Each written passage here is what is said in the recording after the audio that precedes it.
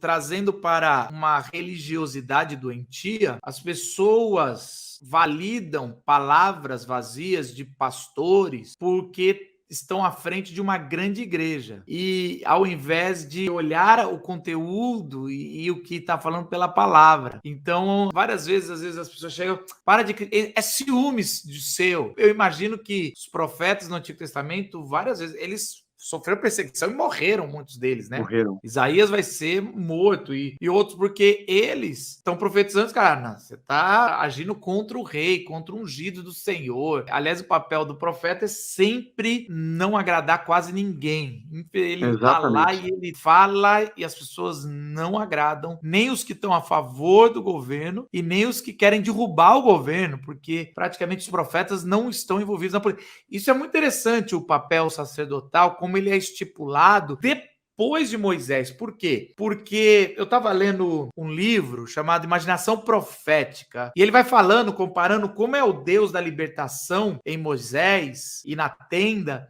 e como essa religião, ou essa fé, já está domesticada em Salomão, quando ele faz templo, quando ele exclui o povo da presença ali, e cada vez vai trazendo essa distância, aonde é decidido as coisas do povo no palácio e não na assembleia diante de Moisés. E aí vai mostrando muito sobre essa domestificação da fé, que acontece já no Antigo Testamento. Aliás, a gente gosta muito de Salomão, eu pelo menos gostava muito de Salomão, porque a gente sempre lia, não, ele tem a sabedoria de Deus, ele pediu sabedoria, tudo, mas todo a narrativa ali de Reis está contando, principalmente, mostrando que Salomão, cada ato que ele faz em comparação com a revelação que Moisés traz, que ele está indo totalmente contra. Ele tem muitas mulheres. O texto do Pentateuco fala para não ter muitas carruagens, não confiar em poder militar. Salomão tem. Ele não fazer parcerias com povos vizinhos por causa de idolatria, Salomão faz. Aliás, o templo é praticamente um templo cananeu. Ele vai pegando todas as informações dos povos vizinhos de como faz, e aí ele vai fazer o templo ali, e Deus, ainda assim com a misericórdia, vai lá, desce, autoriza, mas ele fala, né? Não habito em templos feitos por mão humana. Então aqui, Miqueias, ele tá indo... Aliás, Marcos, falando de Salomão, quando você lê Eclesiastes, você percebe o quanto que ele fala, caramba, eu tive de tudo, eu juntei animais, tive tesouro, mulheres e mulheres, e é tudo vaidade. Tá, vamos interpretar o Salomão. Não adianta você pegar um texto porque ele era sábio. Olha, você tem que olhar a vida toda, a história toda, a narrativa toda tá ali, né? As conclusões todas você tem que tirar após ter uma visão mais ampla do todo, né? E não ficar pensando. Mas vamos seguir aqui no profeta. O profeta é a areia da engrenagem. Aí no capítulo 3, ele vai para o sacerdote, certo? O sacerdote. O capítulo 3 são os chefes sacerdotes. Ele ainda dá uns tapas em alguns falsos profetas, né? Porque ele fala aqui no 3 sobre os cabeças de Jacó, os chefes da casa de Israel. E não é a vós outros que pertence saber o juízo, mas eles aborrecem o bem, eles amam o mal, eles arrancam a pele e a carne de cima dos ossos das pessoas, comem a carne do meu povo. Eu acho isso aqui porque o sacerdote não tinha herança na terra, né? O sacerdote, a sua herança era o Senhor. Eles traziam os animais ao sacrifício e parte desse sacrifício era o alimento do sacerdote. E quando Miqueias fala, vocês estão comendo a carne do meu povo, é uma liderança religiosa que mói e tritura pessoas e que não se satisfaz com o alimento que Deus lhe reservou e que ele deveria ser satisfação e suficiência. Ele se alimenta das pessoas. Se a gente parar só nesse versículo, Marco, a gente fica aqui uma semana falando do que nós temos no Brasil hoje de lideranças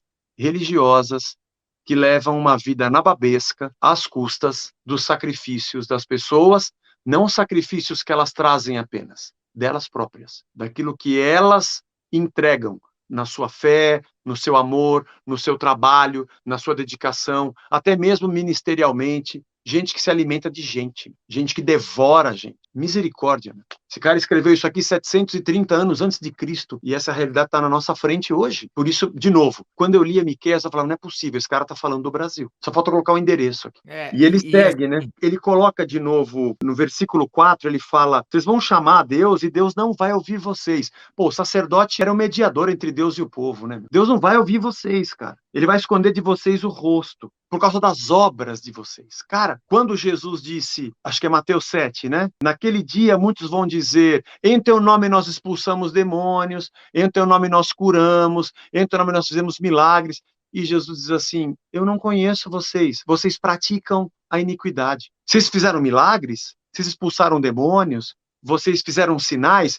Vocês não entenderam, vocês nunca fizeram. Quem faz sou eu que sou Deus. Eu não estou olhando o poder na mão de vocês porque não existe. O poder é meu. Eu estou olhando as atitudes de vocês. Deus não está olhando para ele, para os sinais, porque Deus já sabe qual sinal é ele. Ele está dizendo, vocês são maus, vocês são iníquos. E nós hoje, nesse mercado religioso, resultadista, onde eu vou até Deus porque eu estou interessado no que Ele pode me dar, cara, a gente navega nessas águas do comércio do sagrado, do comércio do que é santo, e você tem gente se locupletando da sua posição religiosa para devorar a gente. Não é possível, não tem coisa mais clara do que isso, né? E é meio raro ver profeta batendo em sacerdote, porque geralmente o profeta bate nos reis. Ou fala do povo. O sacerdote, lógico, você tem Malaquias, você tem Miqueias, mas não é muito, porque o ungido do Senhor é sempre o rei ou o sacerdote. Sim. Então, quando a gente fala ungido, né, do Senhor, ou ele é o rei ou ele é o sacerdote. Como hoje não temos mais levitas para ser sacerdotes e nem reis aqui, então tem mais ungidos, só tem um que é Jesus. Mas aqui ele vai e ele pega pesado, e ele está falando aqui também de Judá, então ele está falando do Sagrado Templo. Sim. E ele está batendo lá, falando, ó, vocês já deixaram faz tempo. E é interessante na figura do capítulo 1, você não falou, mas há uma descrição de descriação, né? Porque Deus, ele levanta do trono, como se ele fosse lá do alto da montanha, ele vai pisando e fala assim que as montanhas vão derretendo, vai sendo engolido pelo mar. Então é praticamente descrevendo o contrário do que foi Gênesis 1, que